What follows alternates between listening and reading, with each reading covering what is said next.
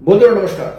BJP মানে ভারতীয় জনতা party কি যোগী আদিত্যনাথের বিজেপি এবং নরেন্দ্র মোদীর বিজেপি এই দুটো ভাগে বিভক্ত হয়ে যাচ্ছে?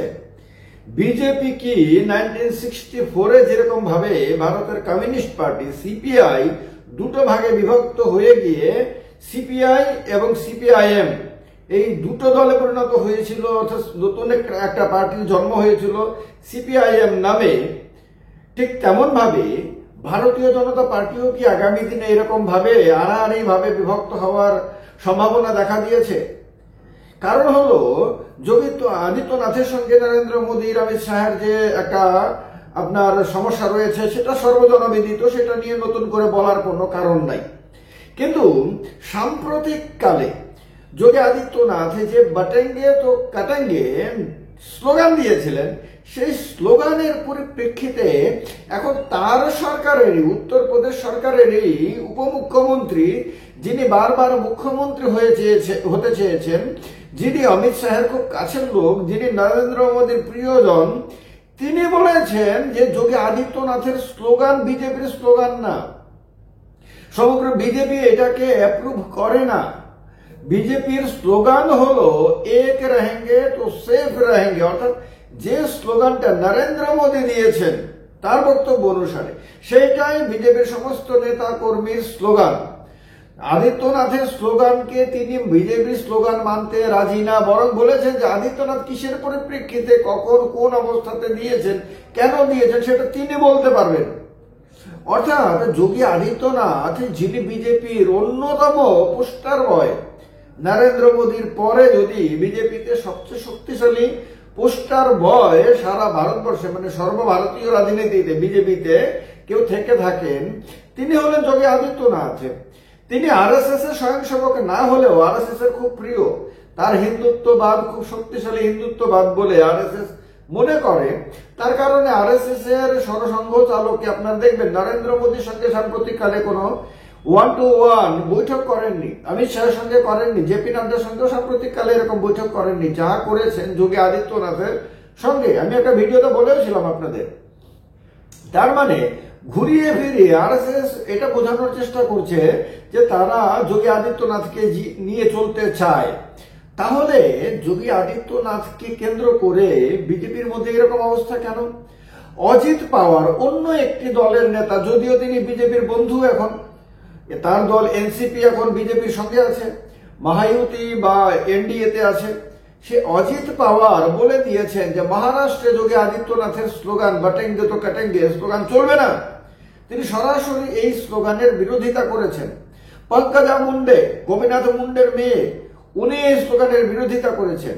আরো অনেক বিজেপি নেতা এই স্লোগানের বিরোধিতা করছেন এবং এখন তো যোগী আদিত্যনাথের উপমুখ্যমন্ত্রী বিরোধিতা করছেন। তার মানে এরা একবার ভাবেন তো, এই যে উপমুখ্যমন্ত্রী কেশব প্রসাদ মৌর্য, তিনি একদম পরিষ্কারভাবে জানিয়ে দিয়েছেন ওইটা স্লোগান না বিজেপির। বিজেপির স্লোগান হলো যেটা মোদী দিয়েছে সেটা স্লোগান। এটা যোগী মানে নরেন্দ্র মোদী এবং অমিত শাহের সমর্থন ছাড়া, সেন্ট্রাল বিজেপির সমর্থন ছাড়া এত বড় কথা মিডিয়াতে বলার দুঃসাহস করবেন তিনি? যে বিজেপিতে ছোটখাটো আপনার পার্টি বিরোধী কথা বললে পরে পর্যন্ত বিজেপি খড়গহস্ত হয়ে যায়, এরকম বিজেপির পরিচয় 10 বছরে গড়ে উঠেছে, সেই বিজেপিতে একজন মুখ্যমন্ত্রীর বিরুদ্ধে এইরকম কথা বলার সাহস কেউ করবেন? আপনার হিমন্ত বিশ্ব শর্মার বিরুদ্ধে তার সরকারের কোন মন্ত্রী আসামে কোনো কথা বলার সাহস করবেন? আজকে পারবেন না, করবেন না।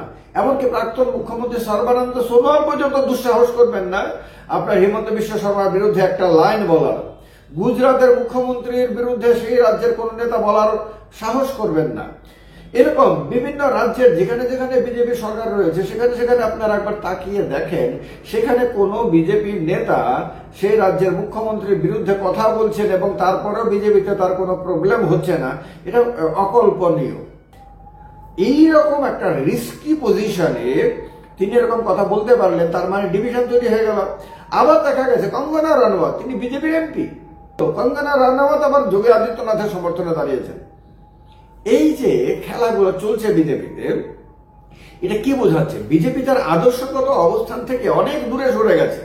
গত 10 বছরে বিজেপি এমন একটা বাতাবরণ তৈরি করেছে যেখানে বিজেপি মানেই টাকার খেলা, বিজেপি মানেই পয়সার খেলা। বিজেপিতে একটা কথা এত জনপ্রিয় হয়ে গেছে, দেখো पैसा বানাও, বিনা পয়সা কে রাজনীতি নেই চলতা হ্যায় ভাই। তো বিজেপির এই অবস্থা হয়েছে, যেমনটা কমিউনিস্ট পার্টির হয়েছে। আমি অনেকবার বলেছি কমিউনিস্ট পার্টিও তার আদর্শের ধারে কাছে নেই। কমিউনিস্ট পার্টিতে এখন প্রকৃত মার্ক্সবাদী আপনি খুঁজে পাবেন না।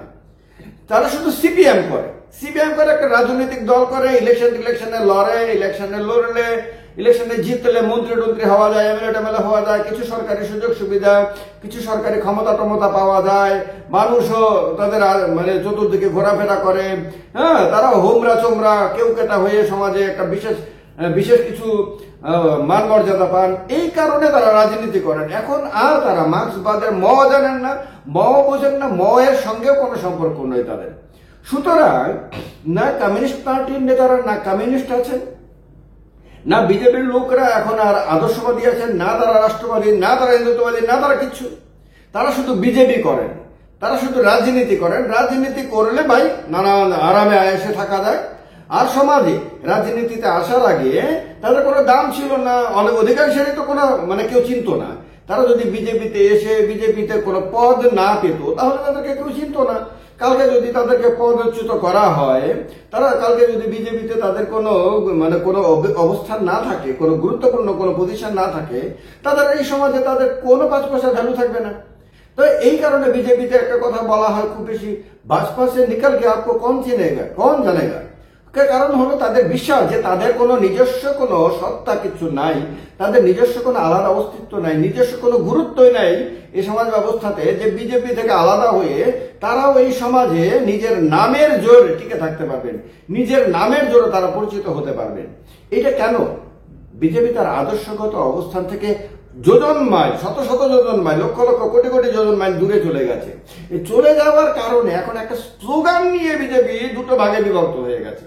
ভাবতে পারেন কোন একটা সংগঠন ভিত্তিক যে দল, আদর্শ ভিত্তিক যে দল, সেই দল তো একটা স্লোগান যখন মানুষের কাছে রাখবে, তখন তো তার নেতারা বসবেন, চিন্তা করবেন, ভাববেন, তর্ক বিতর্ক হবে। নিজেদের মধ্যে একজন একটা কথা বলবেন, ইয়ে স্লোগান আচ্ছা হ্যাঁ, তো আরেকজন বলবে এই স্লোগান মে ইয়ে শব্দ হটা দিয়ে গে তো আচ্ছা रहेगा, ইয়ে মানে নানান দিক খুঁটিনাটি বিচার বিশ্লেষণ করবে। করার পরে একটা স্লোগানে সবাই মিলে আপনার ঐক্যমত হবে।